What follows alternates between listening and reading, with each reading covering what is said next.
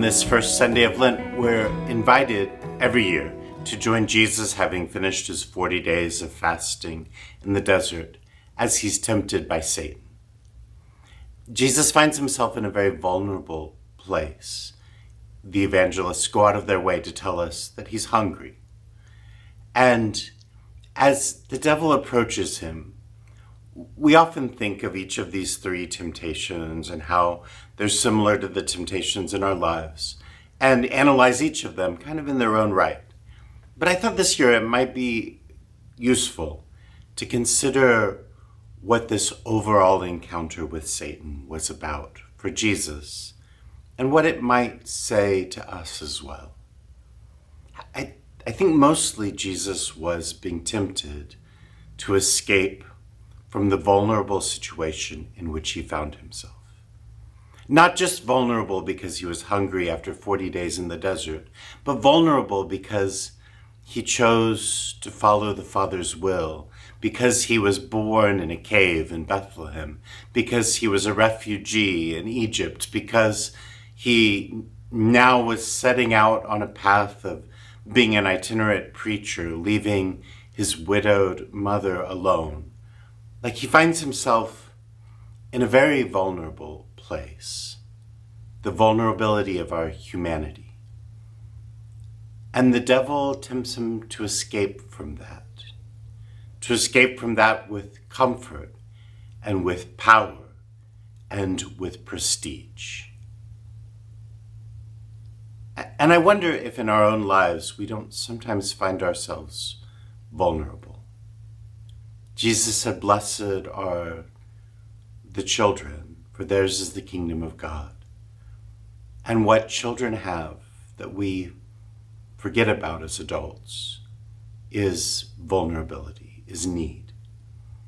And when we find ourselves vulnerable, so often, rather than embrace that in love, we try to overcome it with power and comfort and prestige.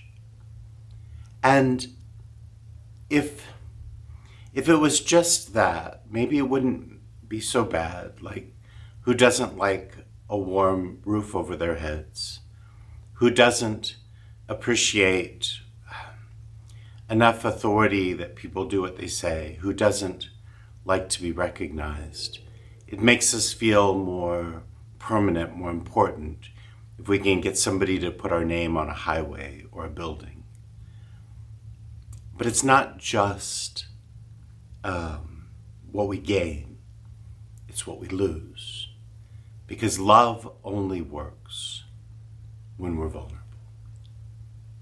Once we control everything, love no longer has a space. That's true in marriage, where our vulnerabilities and our weaknesses become the place where love lives, and our strengths and our power become the places where love is killed. That's true in community, that's true among nations, that's true throughout our lives, that's true of humanity. And when we don't live, when we don't embrace, when we don't love through the vulnerabilities that come with being human, when we try to escape them, when we listen to the devil's temptation, the first temptation that we would live forever and know everything in the Garden of Eden, to the temptations of my life and yours as we try to become more permanent, more secure, more comfortable.